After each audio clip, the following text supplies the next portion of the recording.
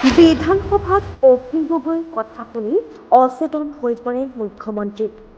5ৰ পৰা 6 ছেকেণ্ড অচেতন হৈ থাকে মুখ্যমন্ত্ৰী।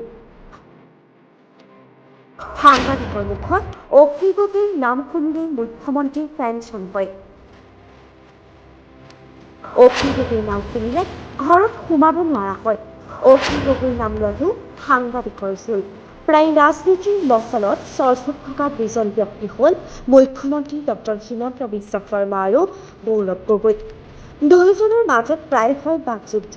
বিশেষকৈ বিধানসভাৰ অধিৱেশনৰ সময়ত দুয়োকে দেখি আচৰিত হৈ পৰে সাধাৰণ জনতা, কিয়নো এজন যদি 12ৰে এজন আকৌ 13ৰে। সাংবাদিকৰ মুখত হেনো অখিল গগৈৰ নাম শুনিলে টেনচন হৈ পৰে মুখ্যমন্ত্ৰী। বিধানসভা অধিৱেশনত মুখ্যমন্ত্ৰীৰ ঘাম বাহিৰ কৰি দিয়ে অখিল গগৈয়ে। 5ৰ পৰা 6 ছেকেণ্ড অচেতন হৈ পৰে মুখ্যমন্ত্ৰী। এয়া আমি কোৱা কথা নহয়, এয়া বিধায়ক অখিল গগৈয়ে কোৱা কথাহে। শুনক তেওঁৰ মুখেৰে।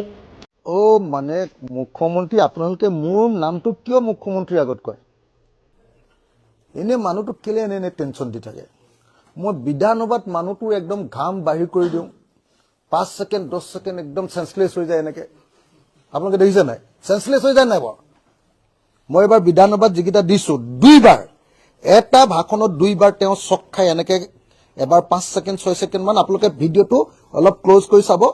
হেৰিয়াৰ বিধানসভাৰ প্ৰথমবাৰ তেওঁ 5 ছেকেণ্ড মান হৈছে।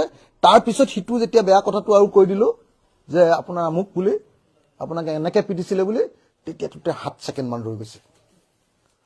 মোটামুটি অৱস্থা মই বেয়া কৰি দিওঁ। মানুহটোক বিধানসভাত মই বেয়া কৰি মাথাটো বেয়াই কৰি থাকো। সেইকেইদিনতে তেওঁ ইমান কষ্ট হয়, আকৌ আপোনালোকে প্ৰেছ মিটত মোৰ নাম কিয় সুধিব লাগে? তেওঁ এনেকে মুখ্যমন্ত্ৰীজনক আপোনালোকে এনেকে টেনচন দি থকাৰ কাৰণে আপোনালোকক জেল দিব লাগে নিয়মতে। সাংবাদিক বিলাকক হয় নে নহয়? যে সাংবাদিকক একদম জেল দিব লাগে। কাৰণ কেলে মানুহটো যিটো মানুহৰ পৰা পলাই ফুৰিব খোজে, যিটো মানুহৰ পৰা আঁতৰি থাকিব খোজে, যিটো মানুহৰ নাম শুনিলে তেওঁ টেনচন হয়, যিটো মানুহৰ নাম শুনিলে তেওঁ ঘৰত সোমাব নোৱাৰে, গৈ তেওঁ খেদে, হয় নে নহয়?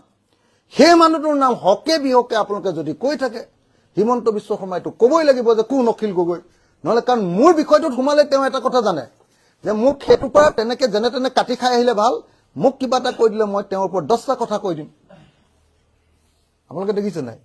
মোক সেইদিনা কৈ দিলে, মই কি বুলি কলো? মোক কলে বোলে তই প্ৰণৱ বড়োক, প্ৰণৱ বড়োক বোলে তই এনেকে আন্দোলন কৰি মাৰিবলৈ পঠিয়াই দিলি। মই কলো বোলো উজান বজাৰৰ কি নাম, মানৱেন্দ্ৰ শৰ্মা মানুহজনৰ নামটো শুনিছেনে? বুজিছে নাই? মোক কলে বোলে তই জেলৰ ওপৰত জেল গৈছ, তোৰ লাজ নাই। মই কলো বোলো 36 বাৰ জেল গৈছো, কিন্তু এবাৰো পুলিচে পিটা নাই। কিন্তু আপোনাক আলফাৰ নামত পইচা তোলাৰ কাৰণে চানমাৰী থানাত কেনেকে পিটিছিলে মনত আছে নাই? এইবিলাক যেতিয়া কৈ দিলো, মানুহটো একদম চেন্সলেছ অৱস্থা। সেই মানুহটোক আকৌ টেনচন, ৰাজ্যখন চলোৱাৰ টেনচন আছে, ঘৰৰ কাজিয়া পেচাল বিলাক থাকেই, হয়নে নহয়? তাৰ পাছত আকৌ অখিল গগৈৰ নামটো লৈ দিলেই মানুহটোৰ নোমকেইডাল থিয় হৈ যায় এনেকে। কেলে বেয়া কৰি থাকে? নকৰিব, ডিষ্টাৰ্ব নকৰিব। হিমন্ত বিশ্ব শৰ্মাক নেক্সট মোৰ ওচৰত মোৰ কথা নুসুধিব দেই আপোনালোকে, টেনচন। মই কিন্তু এইবাৰৰ পৰা মোৰ কথা সুধিলে মই একদম হিমন্ত বিশ্বক ফোন কৰি মই কম যে যিজনে উঠছে আপুনি জেলত দি দিয়ক তাক। মই দিগদাৰ কৰা নাই আপোনাক, সিয়ে দিগদাৰ কৰিছে এনেকে কম। News desk, U A news.